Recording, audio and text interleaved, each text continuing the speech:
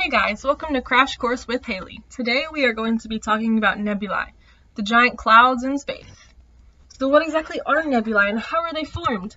Nebulae are clouds mainly made up of dust and gas that are found in the interstellar medium, or ISM, which is the space between star systems in a galaxy. There are many kinds of nebulae and they are all formed in slightly different ways and appear in different forms as you see here, but we are going to focus on the Supernova remnant nebula.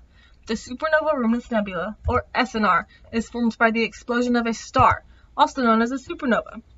The supernova ejects a shock wave that traps both dust and gas, which are materials from the star, as well as other interstellar materials, to form a SNR. There are three stages of SNR: free expansion, which lasts anywhere from 200 to 300 years, the adiabatic phase, which lasts about 20,000 years, and the radiative phase, which lasts up to 500,000 years. The free expansion phase is where the front of the expansion is formed from the shockwave interacting with the ambient interstellar medium. In the adiabatic phase, the SNR material slowly begins to decelerate, and the SNR's ejecta, which is the material that was thrown out, becomes mixed up with the gas that was just shocked by the initial shockwave. The radiative phase begins after the shell is cooled down. This is when electrons begin to combine with heavier atoms. Over a few million years, the strong shock slowly fades away, and then the supernova remnants merges with the interstellar medium.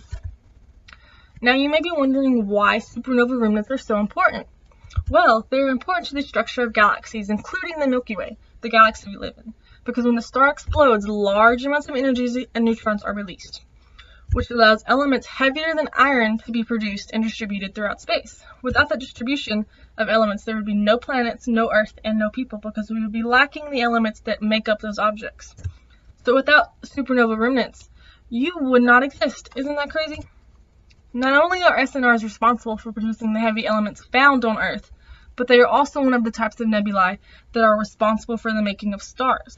An important factor to the evolution of a star is the interstellar medium, or ISM, the space that nebula are found in. Take the Milky Way, for example. It has large spiral arms, which is where the ISM is most dense. The density could cause the gas within the ISM to form into clumps. Clumps that are above a critical mass value, which is somewhere between the mass of Jupiter and the Sun, will ignite nuclear fusion when the clumps gravitationally collapse, forming stars. That means that the chemical composition of the interstellar medium becomes the chemical composition of the next generation of stars. So we have SNR to thank for the existence of Earth, stars, and humans.